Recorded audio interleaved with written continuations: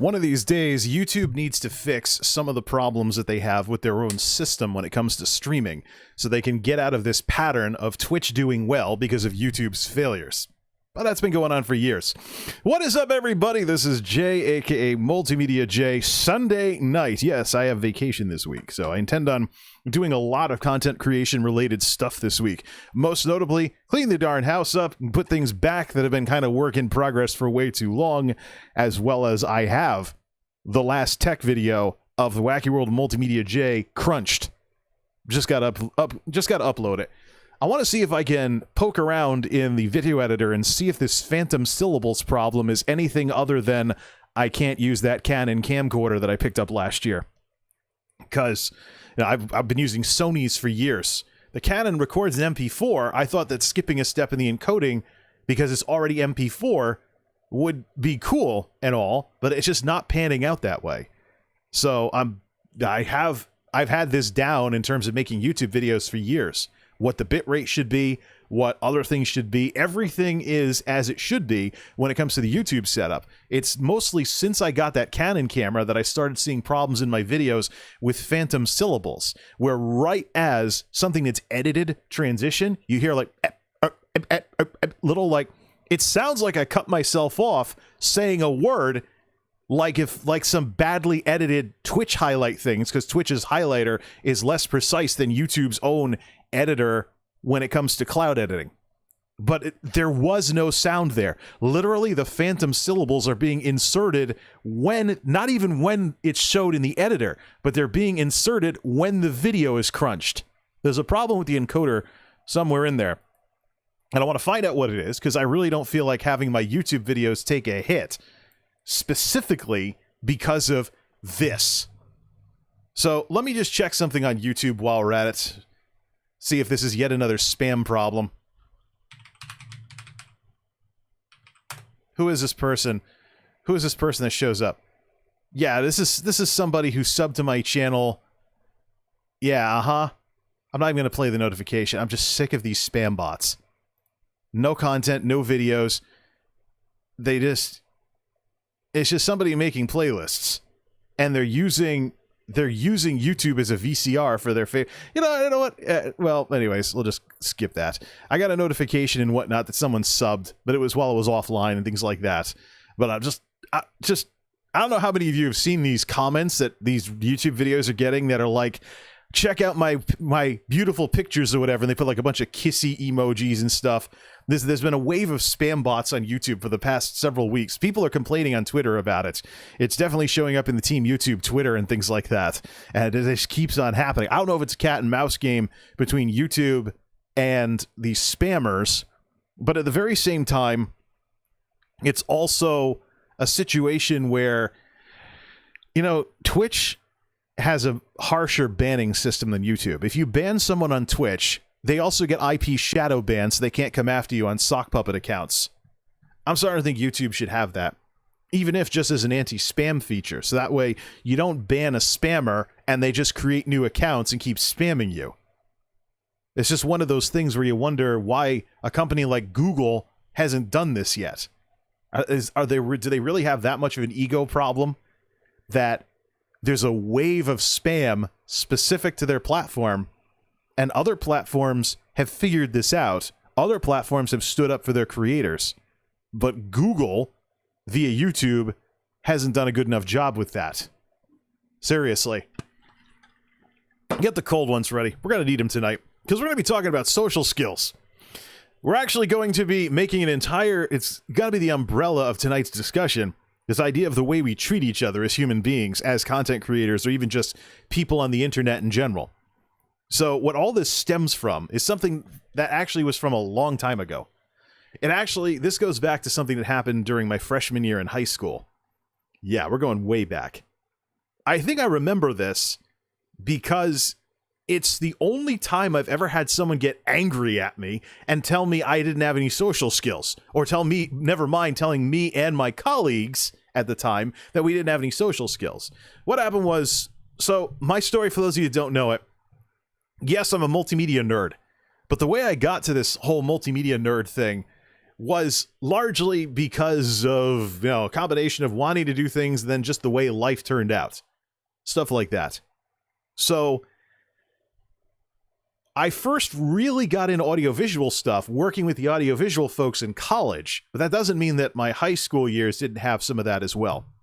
By the time I was a senior in high school, I was using PowerPoint to make cartoons, and we actually had a math teacher who was retiring the year we graduated, and we did a retirement roast, and I made cartoons in PowerPoint, because he liked telling all these tall tale fishing story things. You know what, let's just play that thing anyways.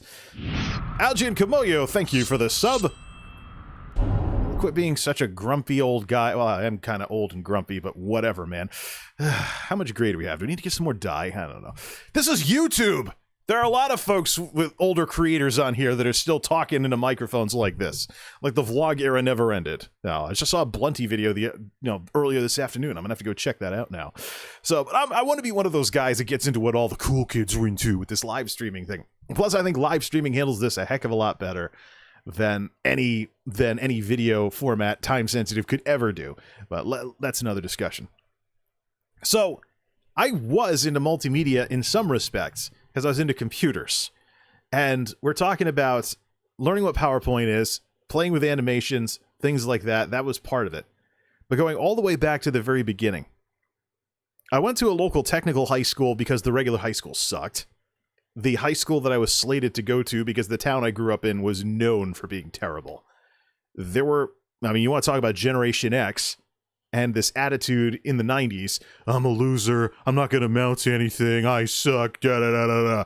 Well, I can't, now looking back on it now, I really can't blame the people that gave me a hard time in school for acting like they were going to be a loser the rest of their life, not just because it was fashionable, but also because there were a lot of schools in my area that weren't funded very well, and they didn't have very good teachers, and yeah, it was quite possible to not go anywhere because you went to those schools and they didn't hardly teach you anything. So I wanted to get into computers, and I wanted to get into technology and stuff along those lines. So I actually went to the technical high school because the regular one sucked. Part of the experience when you go to these places, Connecticut has a big background in industry. They actually have a VTSS system of schools scattered all around the state.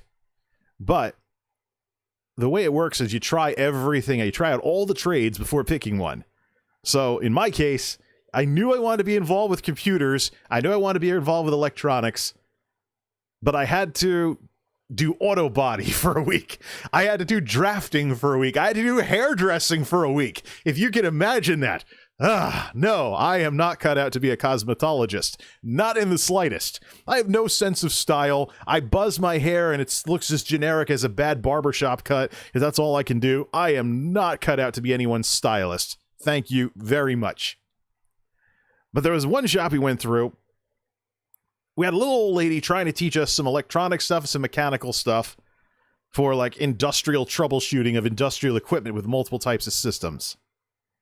And she just gets more and more mad with us. I mean, think about it. We're a bunch of 14, 15-year-old bratty kids, essentially, teenagers. We're in the prime of our teen rebellion, like, we're grown up. No, seriously, we are. Don't boss us around. All this rubbish. So you go and you do that, and this little old lady teacher just trying to teach us. Most of us don't even want to take the darn shop. So how do you deal with that when you get all these people coming through your shop that just don't want to be there? They never apply themselves to what they're being told, because a lot of people do come in. They want to go into carpentry. They want to go into masonry. They want to go into automotive. They want to go into hairdressing. They want to go into culinary. They want to go into plumbing and heating. It's just... They come into this place, and a lot of times they just don't want to take the trade that they're forced to go through for a week. Yeah. It's a lesson learned very early on that applies later on in the workplace, that you want people who working for you who want to be there, because if you don't have that, good luck. But we had this little old lady trying to teach us stuff that a lot of us weren't interested in, and finally she just went off, just went nuts. She's like, you people don't have any social skills. And guess what? We're a bunch of bratty teenagers, Gen X influenced, listening to grunge and new metal and stuff like that. So a lot of folks, I didn't do this because I was the goody two-shoe trying to actually amount to something and getting made fun of every single day for it, whatever. But guess what the meme, there weren't no memes back then because the internet was dial-up only, but guess what the meme was, essentially using today's terminology to describe what the way people treated the teacher they didn't like in school. Guess what the meme was back then? We didn't have any social skills. That became the running joke. Oh yeah, we're brats because we don't have any social skills. And that just became the running joke. Now, I would have completely forgotten this because time marches on. But were it not for this whole situation recently with just watching content creators, commentators, and just people in general on the internet get more and more upset about stuff that happens on the internet. And it's not just a matter of internet anonymity encouraging people to treat each other like garbage. It's not just that. It's also, I mean, you see this kind of disrespect on the internet, even on real name networks like Facebook. I was joking earlier about how President Trump has done a really good service for our country over the last 4 years by poking the hornet's nest to the point where everybody who's off the deep end about stuff easily outs themselves on like Facebook. Yeah, I look and I see this isn't some, this goofball who's flipping their lid about some news story they don't like on a local news, a local news page or something. This isn't some rando on the internet somewhere in the world on some random username using the anonymity as a weapon to treat others like garbage. No. This is Joe so-and-so from 2 towns away who lives on this street and works at this place in the blah blah industrial park. These are people that are they're just going unhinged on social media, publicly airing their dirty laundry without realizing their real name is there, their face is there, their picture is there, their hometown is there, where they work is there, and they're behaving exactly the same way. So the old argument about people misbehave on the internet because they can hide behind usernames is false. People are so conditioned to trash each other online and be keyboard warriors to one another. People are so conditioned to trash each other online like this that even when it's their real name being shown, their real picture, and lots of sensitive personal details that they don't have hidden because many of these people don't have the sense to even use the privacy features. And even if they do, they're only one compromised account away from that stuff getting leaked.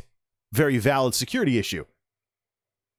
Just these people, they behave the same way, even though they're putting themselves out there a lot more on a platform like Facebook than they are on some random forum somewhere or an IRC in days gone by or something along those lines, or somewhere where they can have a username, an alias, or something along those lines representing them and not any sensitive information. It's nuts. So in this environment where I'm seeing people get upset on Twitter, get upset on YouTube, get upset on Twitch, get upset just about everywhere, even Instagram, I'm seeing all these people. And I'm just thinking, somewhere along the line, we forgot how to treat each other as human beings. Reddit has that rule, remember the human being. Darn if that's the most on-point internet rule that I've seen in a very long time. Remember the person. You're not separate from the person just because they're on the other side of a screen. This is a human being we're talking about. This is somebody who's going to have good days and bad days, and they might be mature and professional enough to not even tell you that they're not showing you on camera that they have a bazillion personal problems that they've chosen to keep off of the internet. So when you egg them, you're actually egging them for some little detail they screwed up in their videos on top of everything else they have to deal with. And lucky for you, they're professional enough to not bring this stuff up in their YouTube videos. This just goes back to a long time ago, going again back to high school, health and wellness class, talking about trying to teach us a little bit of social skills, telling us to be careful what we say around others because you don't know the person that you're sitting next to. That's the point. You don't know what someone's going through. You don't know if you might strike a nerve. And if you're talking about an influencer thing like, say, Instagram, YouTube, or whatever, where you want to have people like you, essentially a giant popularity contest, of course you're going to want to be sensitive to others. And actually give them the benefit of the doubt and, not egg on them for dumb little things. Social skills. It's something we seem to have forgotten. And I think a lot of it also has to do with just plain being naive sometimes. Take Pokimane, for example, and all the scandals that she's been through. Yeah, I got a sore arm, got a tetanus shot the other day. Still sore, so that means it's working. Woo! Let's take Pokimane, for example. She has all of these, these things that she's associated with, these bad things, like being manipulative and things along those lines. Yeah, well, put yourself in the shoes of somebody who goes from college to years down the road being able to stream full time. One of the problems with streaming is that if you're a streamer for years and years and years, you're not really learning anything else. You're just interacting with people. You might be learning how to play the games that you play and stuff like that. But streaming is such a sucker of your free time because it's live. If you want to be a streamer that people tune into, people have to know when to tune into you. It's one of the weaknesses of streaming. So you are essentially blocking off hours of your life to be on stream and do what, per se? Especially if you're good looking, which jives with the photogenic nature of visual media. So you'll have people that'll react to you and adore you and sub to you and things like that. Twitch sub, by the way, so money. They'll throw money at you just because you're good looking. So how does that lead to developing anything other than the ability to impress and manipulate others? If you get good enough to have thousands of concurrents or tens of thousands of concurrents. It's interesting. It's a 2+2 thing. You got these people out there making all these videos because they don't like her. And they're saying, she's such a manipulative person. Well, yeah, she's had a lot of practice. Now, I can tell you that one of the best things that ever happened to me as a content creator is that there were a couple of years between when all of this took off and when I was in college. So I got to go through the school of hard knocks, so to speak. I got to, get myself going career-wise, work with some people in corporate America, unlearn some of the bad habits I picked up as a hotshot college grad, in a very healthy sense, handle the after college cage stage where you're coming off of this big high, having just been a college senior, and now you're a fresh, recent college graduate. So you have the degree that your colleagues have, but you don't have the experience. But you still have this attitude because it was drilled into you by your professors, the philanthropy people at your alma mater, that you're going to get this degree and you're going to go out there and you're going to rock the world. If that's your attitude going into a company, you've got the wrong attitude. You're going to sabotage your career like you wouldn't believe, not just shutting up and when in Rome, behaving as the Romans do. Learning something about the company before you talk about how you're going to change it. Things like that. Actually giving the other people a chance instead of arrogantly dismissing them because you are the college grad with the most recent skills and abilities. You're bringing all the fresh ideas from the colleges. You're going to rock the world. And, I've known some people who did this in their 20s. They're now at much smaller companies because they chase their ego. I can't get a promotion. This good old boy network with these old over-the-hill managers are never going to promote me. I'm leaving. Yeah, and they are long removed from the Fortune 500, many cases barely hanging on at a much smaller company that hires people with ego problems. And the ego problems tank the business, and they wonder why they're not successful. There really is something to be said for just actually learning how things work before you start spouting off about it. But that's the thing. I actually had a chance to be calmed down a bit from the way I was coming out of college. These people that are going from college to full-time streaming for years on end don't have that. And what's more, since their world has revolved around being on camera on the internet, sitting in their room, playing video games and ordering food instead of cooking, unless they actually do cooking streams, it's almost like you could say their life is on pause because of how things worked out for them. Okay, cool. They can make 6 digits streaming to thousands of concurrents with 5,000 subs on Twitch, which even at Twitch's ridiculous 50% split is still a nice chunk of money before taxes.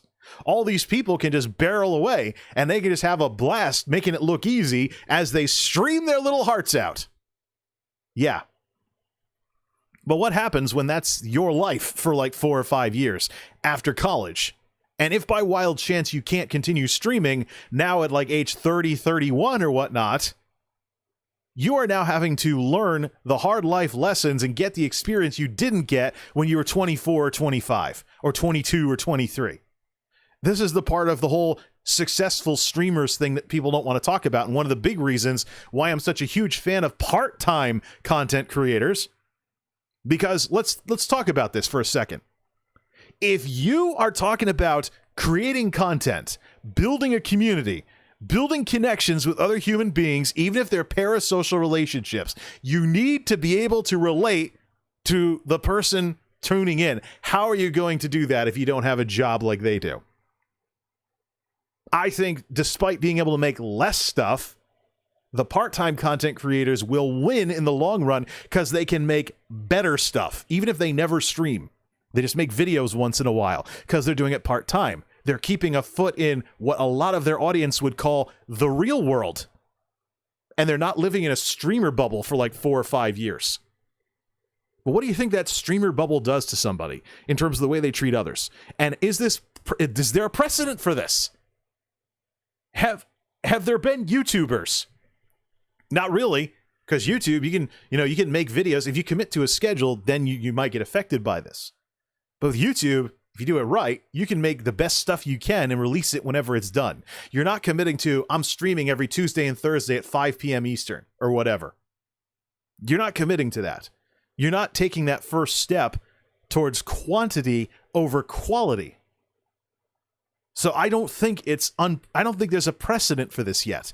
These younger millennials that are stomping the living daylights out of it on Twitch as full-time streamers, we haven't yet seen what's going to happen if that situation changes. And they have to go part-time. They have to get a regular job again because things dwindle down for them to the point where they can't do it full-time anymore. And then what? In a sense, you could say, the more successful someone is, the more it counts against them. What if you're learning the kinds of lessons at age 40, 41, or 42 that you should have learned at 22, 23, or 24? What if you're learning those lessons? Now, you're middle-aged, and you're learning the lessons you should have learned as a young adult, and you've got that much catch-up to do. So, social skills, something absolutely we got to talk about here.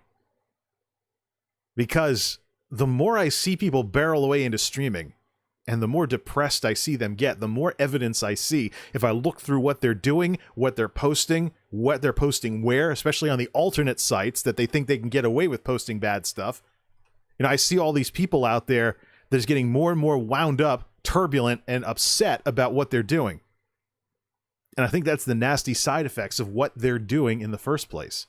So yeah, with all this going on, with the way people treat each other on the internet, and the way content creators set themselves up to fail because of the fishbowls that they put themselves in if they become successful, so to speak, whatever our definition of success is these days.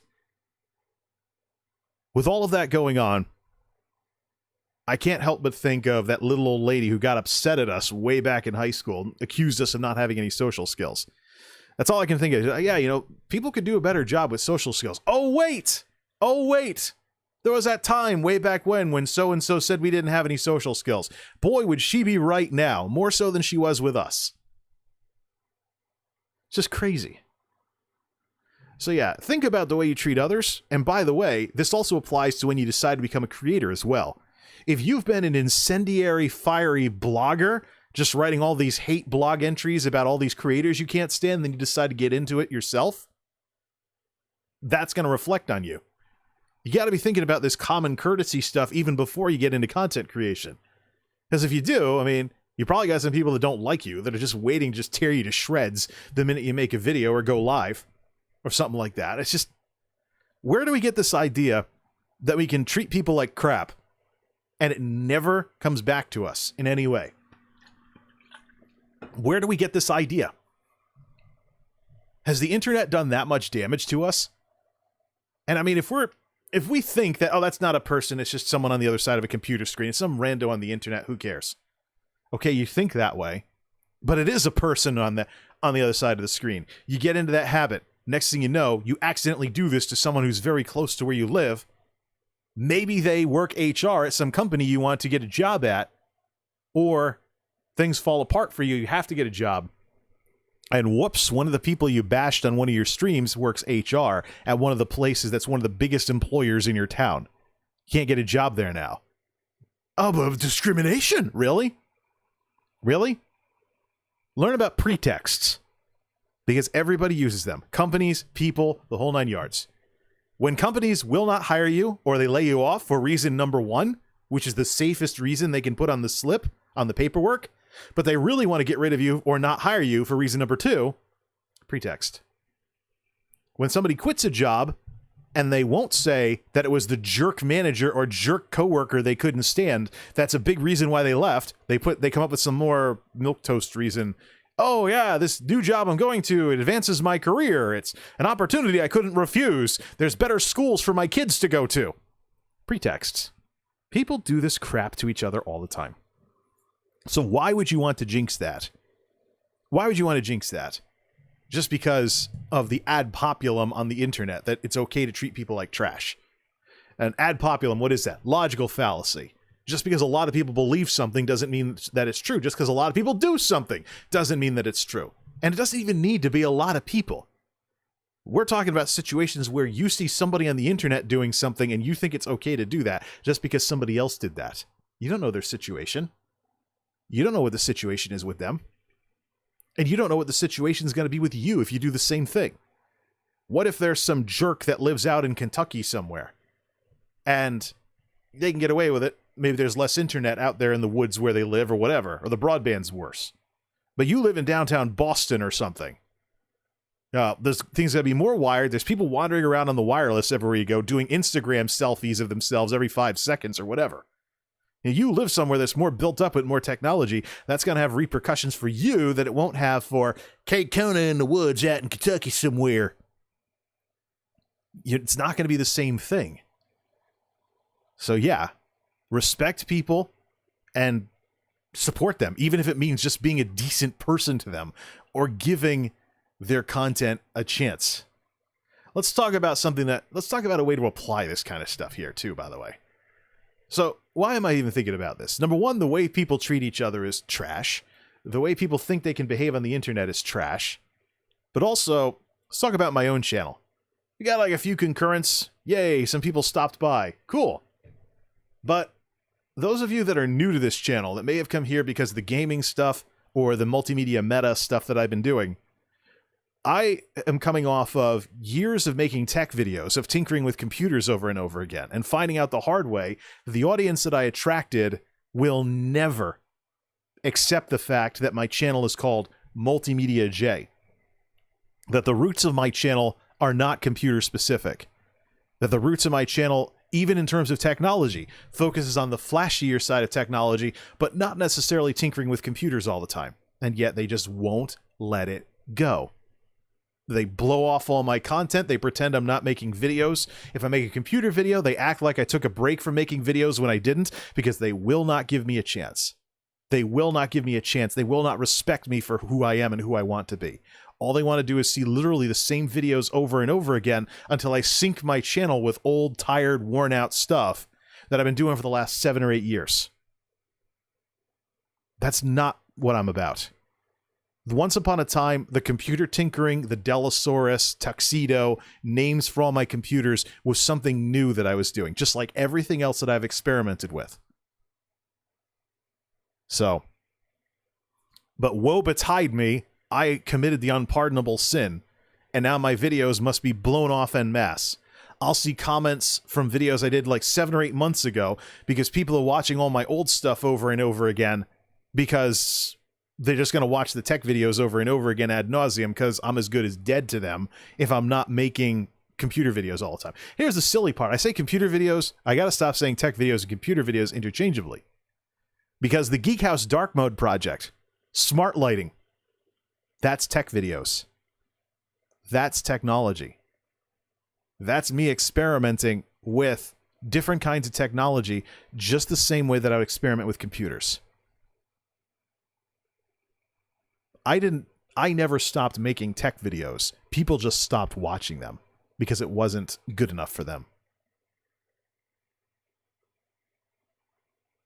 How do you think that makes someone feel?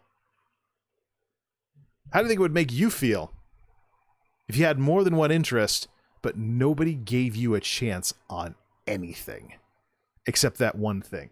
Oh, you better do that or else. You try and do something different, you get blown off, disliked all over the place.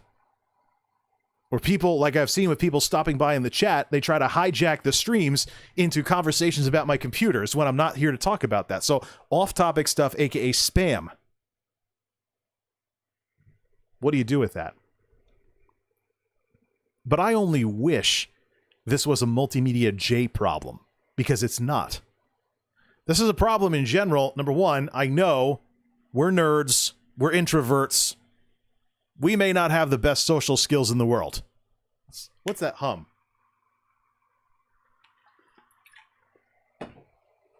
There's something that was humming. Might have been the refrigerator. I don't know. We're nerds. We're introverts. We're tech geeks, and we may not have the best social skills in the world. But that doesn't mean we need to stay that way.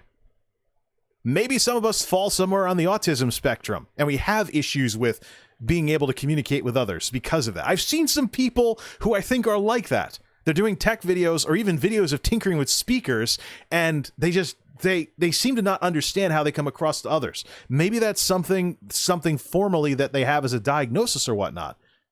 But the thing is, you can always try to work on things. You don't have to be stuck the way you are. One of the coolest things you can do in life is try and make the most of a bad situation.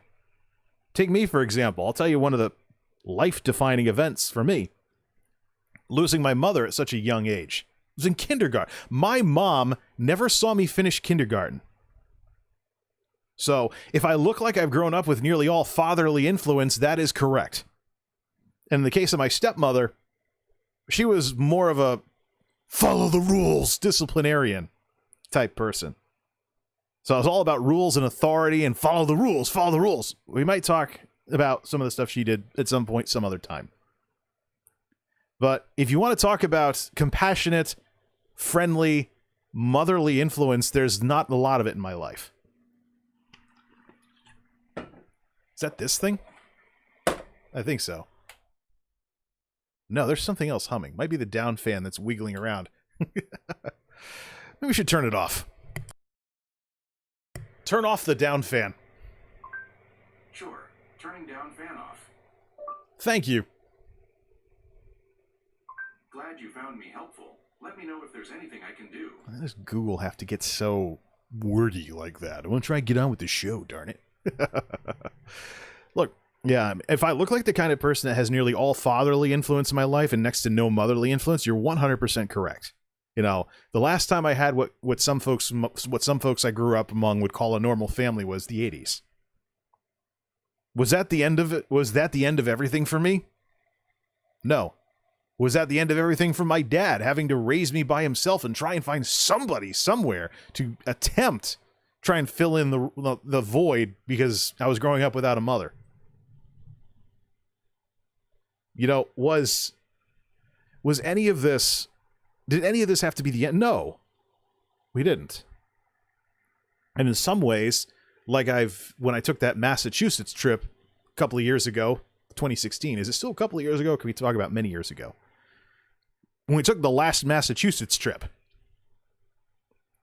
the nostalgia or the rose-tinted goggles were pulled off our faces.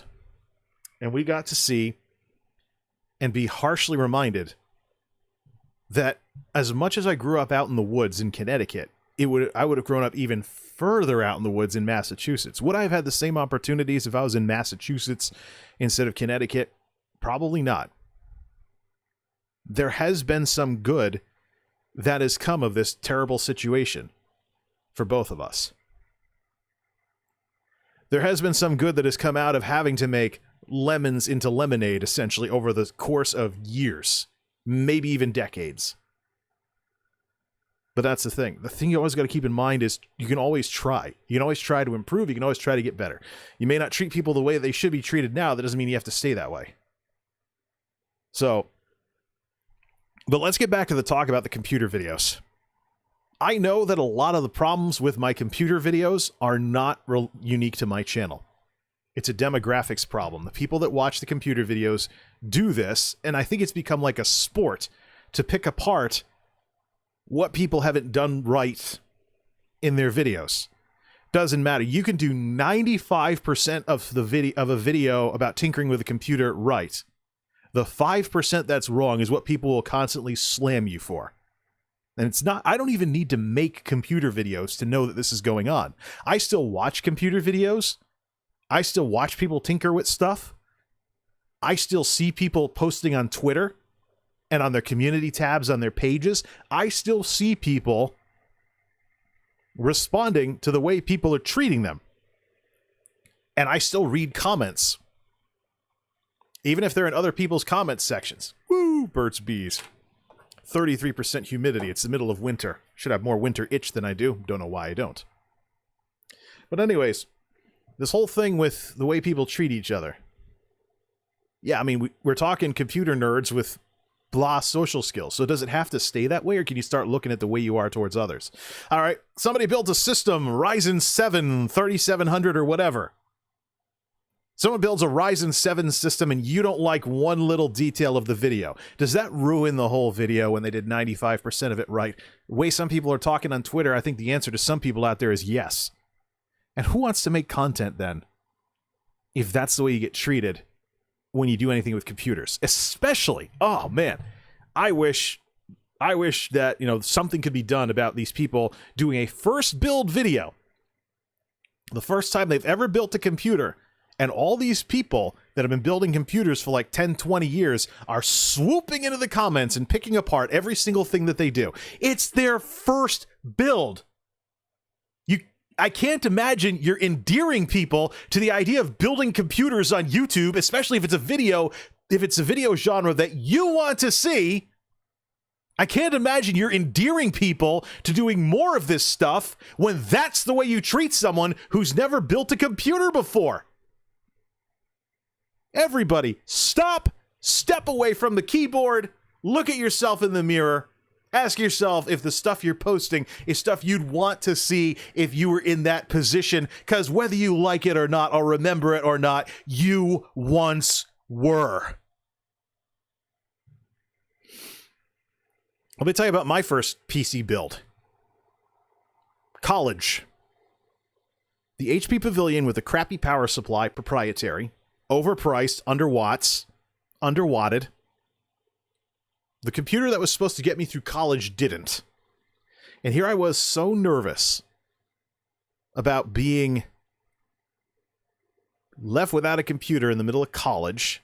Not a laptop school, by the way, so I'd be using desktops in the computer center and the classrooms for everything I wanted to get done. So here's what I was facing. I mean, that would not have been good for me, especially as a computer information systems major, to have to put up with that. So when I built the Silver Bullet with the Athlon XP2000 for the first time, I had Multi-Wave Direct put the CPU cooler on the CPU. This is also the days before AMD started putting heat spreaders on their chips, so you could crack the die if you weren't careful with a heatsink back in the early 2000s. So, Silver Bullet, first computer ever. I didn't actually technically build the whole thing. I had Multi-Wave put a cooler on it, and it was a pathetic little Spies cooler, 60mm fan. And who knows if they applied the heatsink compound correctly. This thing idled at 45 degrees Celsius and would go up to 55 degrees Celsius under normal load, max temp 90 degrees Celsius before it had a thermal shutdown. Yeah, so I didn't even totally build my first computer from scratch. Now imagine if I made a YouTube video about that in today's world. You realize how much crap I'd get in the comments and how many dislikes I'd get because, nobody understood, nobody would take the time to understand my situation if that was me now. I didn't want to be stuck without a computer for any longer than necessary. I needed to be able to get my work done. And we're talking an environment where you get double the homework of the time you spend in class, or triple. 3 hours of homework for 1 hour spent in the classroom, times 5 classes. I was in no position to experiment and potentially be left without a computer. But would the YouTube peanut gallery that picks people apart on their tech videos and disrespects tech video people in general, would they have had any chance at all of understanding that? Probably not. Again, social skills. Then there's the ad blockers thing. People got angry at me before they stormed away when I talked about the ad blockers holding the tech videos back. More tech-savvy audience more likely to use ad blockers before they became a more common feature today. The problem at the center of all of this, though, was that YouTube has a connection between money and how well your videos do. Most recently, I've been very soberingly reminded of this. This is the most sobering set of numbers over the last 28 days that I've seen in an extremely long time. Not going to show any of them because they have CPMs, and that is internal information. But it'll suffice to say, in addition to the usual appliance videos dominating the channel, now food videos are picking up steam. Food videos.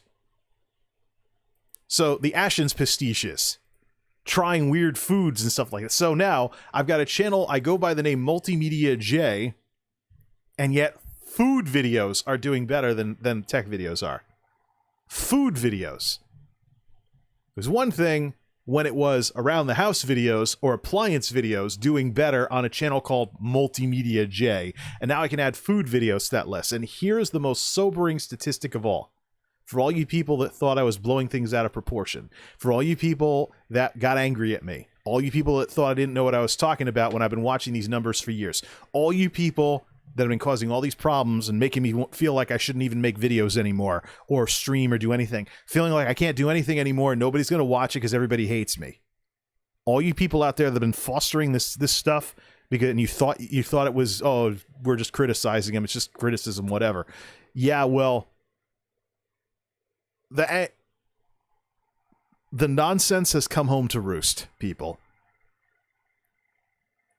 The tech videos that everyone wants me to make, that were persistently getting undercut by ad blockers, now have lower CPMs than the other stuff.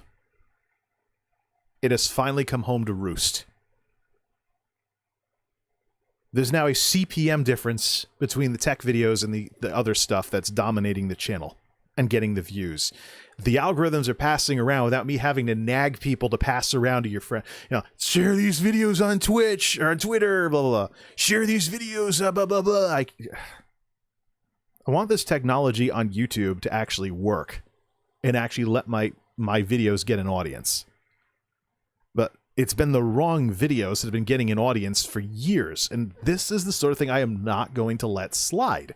I'm going to watch the numbers. I'm going to dig around in the analytics. I've worked with analytics before, and I'm going to see this stuff, and I'm going to say, hey, we have a problem, folks. And people can get as upset at me as they want. It doesn't change whether or not I'm right. Look. There's now a CPM difference. It used to be the case that the tech videos had the highest CPMs and the ad blockers were undercutting that to the point where they just did worse overall.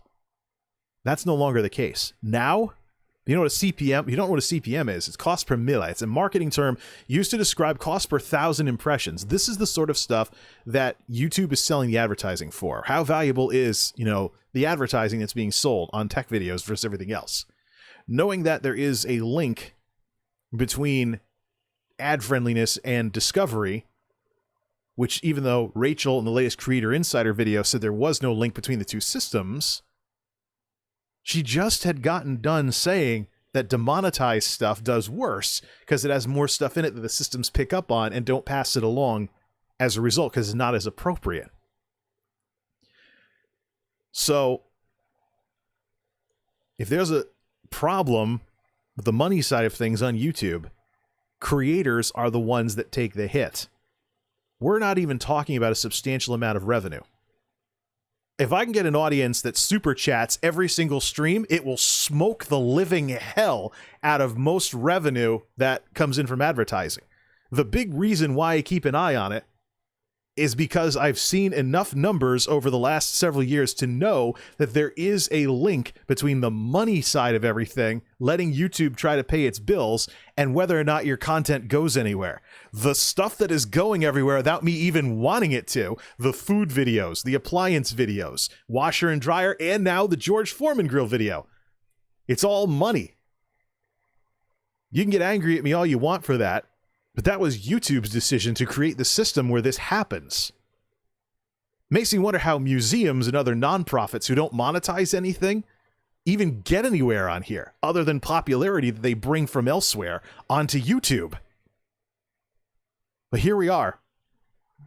The systems now consider the tech videos to be less valuable than the other stuff. So now what do? Do I want to tinker with computers anymore when it's going to just get hit, sunk, undercut, because people don't realize that their actions are having an impact on all of this? How many more tech video creators am I going to have to see on Twitter talking about how they don't want to make video? They're like, YouTube, if you don't let me have some more views, I'm not going to be, I just don't want to make videos anymore. I'm sick of seeing my numbers go down. And they make tech videos. I really wonder how much bigger this gets with some of the bigger channels. I would love to see some of the same ad blocker ratios that I watch, that the tech videos routinely flunk at, on a bigger channel that does tech and something else. I would love to see that. But you know what all this boils down to? People think that their actions don't affect others. They think they can just be a jerk, and it's the internet, so hey, Wild West. Truth of the matter is, your actions have real consequences on the other side of that computer screen. You may not even know it or want to know it, but your actions can be the reason why that creator you've been watching for 5 years stops making videos. Or they just walk away from everything and they vanish and they just do offline jobs, even though they used to have a large number of views every single video that they did. I've seen a couple of folks that I used to watch on a regular basis do that. Look, somewhere along the line, you got to admit that we're human beings that you're watching. What you do is going to matter. What you say is going to matter. And what shows up in the numbers, which evidences what people are doing without saying anything, is going to matter. Where'd we get to this point from? How'd we arrive here? I don't care. But we need to move forward from it. So, 2021, the last Wacky World MultimediaJay video is ready to go.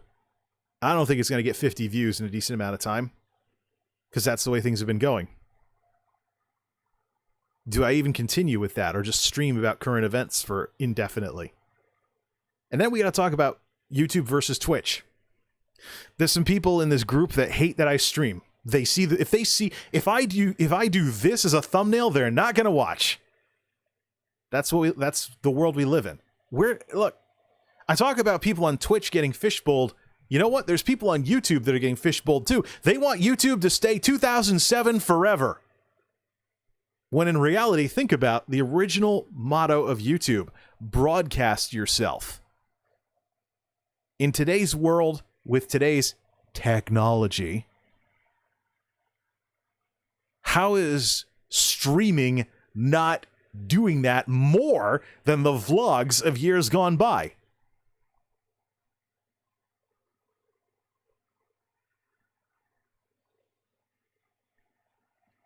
Yeah, I've been giving Twitch a shot, because now I have the internet technology to do it.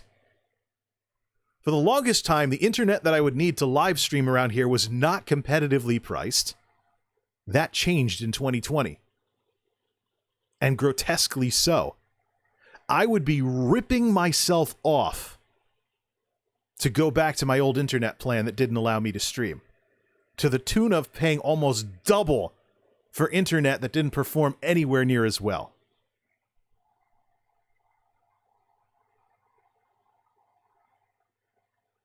See what I mean? And you know what's in play here, and the big reason why we have to talk about this whole social skills thing? I'm curious how many of the people that hate me for getting into streaming, for branching out beyond tinkering with computers all the time, like I should have done all along. These people that hate me for all the reasons they've come to hate me in the last year. How many of these people actually know anything at all what I'm like? Or does the way that they think they know me, is that based on some construct they built in their brain, in their mind? That's the thing. There's this President Obama quote from years ago that Devin Nash likes to bring up every so often when talking about haters. And it goes like this. It's not that people hate you, it's they hate some construct of you that they created in their mind. And I can tell you, the sword cuts both ways. This goes in both directions. It's not just a bad thing. It can be a good thing as well that gets torn down. So let's talk about this for a second. When you don't know everything about somebody, and if you're watching a content creator, you don't know everything about them, you're going to do some mental shortcuts and piece together or connect dots that aren't really there. It's part of our desire to know what we're talking about that will sometimes get things wrong because we make bad assumptions about things. Or we're in such a rush to know what we're talking about that we won't do our homework on something. We won't do our due diligence. We won't do anything right. And so we end up being wrong about people because of dumb assumptions we've made. So, on the negative side of this, we can talk trolling. One of the things about trolls and being hassled by trolls that you got to remember is that even if trolls go out of their way to make hate videos about you, they're not portraying you, they're portraying what they think you're like. And they'll clip you out of context and do all kinds of other stuff. So think about it for a second. And this is why I say that people that make hate videos about you are working for free, because they serve as a demographics filter for your channel. People who think about stuff and actually are level-headed and think things through, they're going to see some hate video about you where you're out of context all the time. They're going to be like, is that person really like that? And they're going to actually come over and see what you do. And then when you're not like that, you'll destroy the credibility of the person that was accusing you of being something else. And they'll like you as a result. Oh, you're really not like that? Cool. You want to see evidence of this. You want to see evidence that this happens. Look at the AVGN and how, despite over the years of saying this game is terrible, that game is terrible, that game is terrible, people have actually gone out and played these games that he's bashed on in his videos, because they're like, it can't really be that bad, can it? So they'll go out and they'll play Back to the Future for NES, Dr. Jekyll and Mr. Hyde for NES, da da da da da. Yeah. They'll do that. And they may actually find out that they like some of the games. I'll tell you one game that AVGN made fun of that I don't necessarily dislike. The Bugs Bunny Birthday Blowout. I actually have that on cartridge. Went and picked it up for like the retro, to play it on the Retro Duo and stuff. Bugs Bunny Birthday Blowout. AVGN famously beat up Bugs Bunny, so to speak. Mike Matei was in the costume. But this is one of those horrible games I can't stand, blah, blah, blah, blah. And yet, it's actually a game, a platformer that I liked when I was growing up. Maybe it's because I was a kid, so simpler games would appeal to me more than they will now. Maybe I'd find the game boring nowadays, so I played through it again. I have the hardware to do that. Could do that on Twitch. So, I could do all that, da-da-da. But here's the thing. That's just one example of, if you look at, for example, the cost of some of the bad games and it boosts up because of higher demand on the secondhand market because AVGN made fun of it, that's what I'm talking about. There's going to be people out there who are going to see the negative stuff and they're going to be like, this person's not really like that, are they? They're going to go try and find evidence for themselves. That's why I'm talking about objective versus subjective. When people accuse you of being one way and you're actually another, is there evidence that someone can see for themselves that you're not like that? So that's the negative side of this. See, people build up constructs of who they think people are, good and bad, in their heads all the time. I talked in my last blog entry about an old Rich Mullins song with a line in lyrics that goes, "My friends aren't the way I wish they were, they are just the way they are." Yeah, well, you know what? That goes in both directions when it comes to the way people view content creators. Let's talk about the positive version of this. When people think people are better than they actually are. I was reminded of this. I saw someone liking something on Twitter this afternoon. I think it was Hune liking a cosplay photo from some German streamer who's a total knockout. She's an absolute 10. Totally beautiful. So I'm like, wow, she's good looking. Let's watch one of her streams. And then I'm like, I'll bet any money she does better on Instagram than she does on Twitch, and her Twitch involvement boat anchors her popularity on Instagram. Why?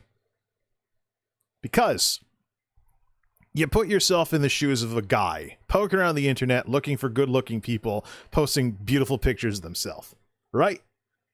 So you see somebody, they got the pose right, they got the lighting right, they took a picture of themselves looking total knockout in some cosplay outfit of some sort. Maybe it's a character they recognize and like. Maybe they're in an anime or something. Who knows? But just, even if they're not in anime, they'll be like, that is one beautiful picture. And guess what that guy does? I'm not talking about the bomb chicka wow wow stuff in their head. We're not going to even go into the Coomer department on this one. Let's just talk about the parasocial relationship side of it. How many of you people out there was somebody you thought was attractive, and the way that you thought they were, you thought about, oh, they must be like this, they must be like that. You connected dots that weren't there. And then you actually got to see how they behave, and it was something not as good. So you imagine they're one way in your head, and then you see them in real life, the way they behave, and in school or whatever, and you're like, no. Cognitive dissonance. The difference between what you internally believe and what you experience in the world around you.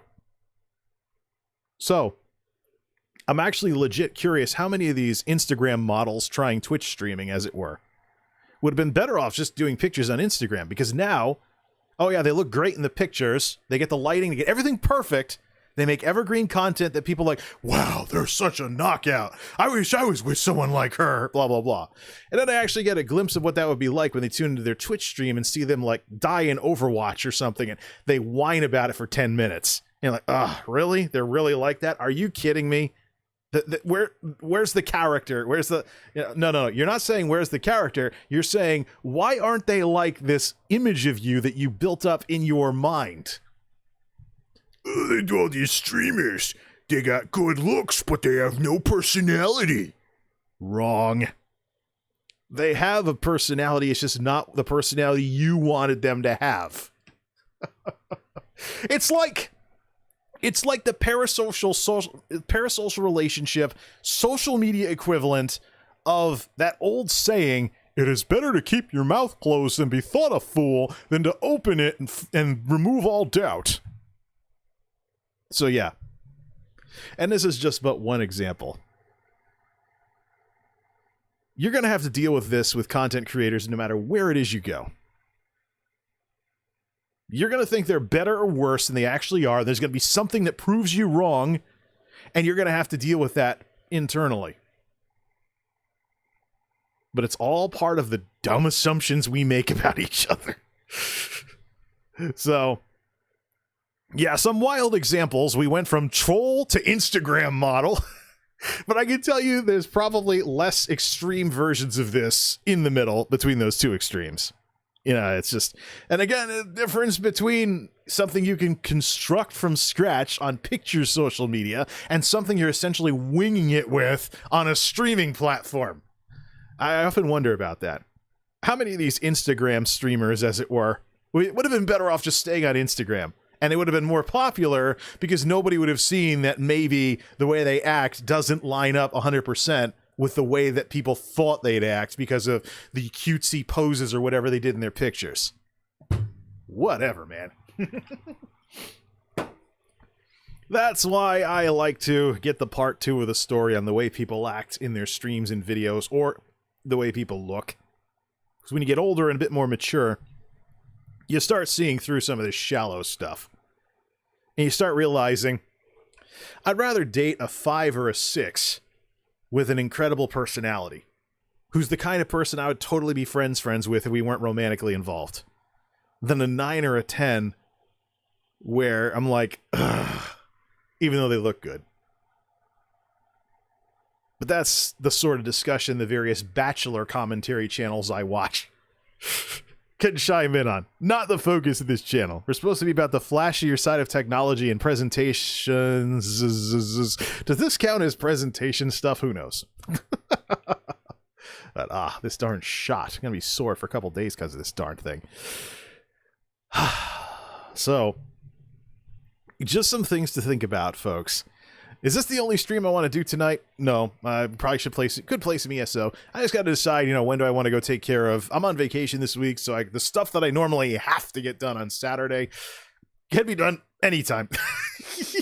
So, there's a couple things I want to pick up. Could also go, actually, get up in the middle of the day and go out and do stuff before the sun goes down. And then have all the time in the world to stream, make videos, and whatever.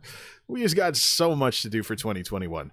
But I just want to say to the people that are part of this problem, where I'm not going to get any views, not going to get any concurrence, and you're never going to give anything I do a chance because I actually do something besides the same old stuff over and over again. Take a good long look at yourself and ask yourself, how you come across to others. Try and, stop commenting on YouTube videos and just watch the way people are and the way they get treated. You might learn something. Or, if you're one of those people who can never see this in yourself, but other people are telling you need to work on this, listen to those other people because they may see stuff that you don't.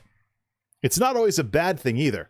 If you have a good coach, for example, in if you play sports or anything, hey, when do nerds play sports? Okay. Should we talk about being in the chess club or something in school? Well, what's it going to be? How about esports? How about playing Rocket League or something? Just a situation where you have somebody who sees the way you are in a way that you never could because they have a perspective that you don't. Maybe actually listen to them and ask yourself, are they right? Because it isn't just my tech videos where I've seen this. I've seen this in computer videos from lots of people.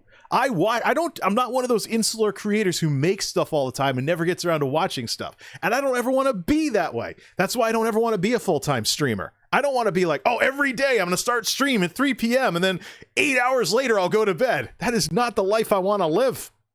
I've been on YouTube too long. I have too much experience outside of the streaming bubble to ever be that way. It's not what I want to do in 2021. Matter of fact, I may end up doing less streaming in 2021 because I want to bring videos back into the forefront and have them play to their strengths, just like streams can play to their strengths. Last year, I kicked the tires on streaming. I had the new toy effect during 2020 and the lockdowns on streaming. I did all of this stuff to play a little catch up because I didn't have the technology to stream in any decent quality for the longest time. That has changed now. So, the people that are upset with me because I haven't been tinkering with computers ad nauseum, ask yourself why. Try and put yourself in my shoes and ask yourself, with what I've been through in the last couple of years on YouTube, on Twitch, on Twitter, on everywhere, and in the offline world, would I really want to, if you were in my position, would you have done things differently? So, I do have a computer that I can tinker with that could be a successor to the Dellosaurus. It's sitting in a box. We just got to get to it. But I don't want people to get the impression that that's the only thing worth watching on my channel. If they are, I've got the wrong people watching. Who am I looking for? I'm looking for a mature, level-headed audience, 21 plus probably, but people that could actually be decent to one another. Because I'm seeing a lot of large content creators, mostly on the streaming side of things on Twitch, who have audiences that are getting unruly that they can't handle, and they now have the tough decision to make. Do they want to stay as big as they are with an audience that could go rogue at any time and drag their name through the mud, or do they want to have a smaller audience that's fundamentally better for them? You hear all this talk about streamers and mental health and stuff like that. You see all these people on Dr. K and other shows and stuff like that.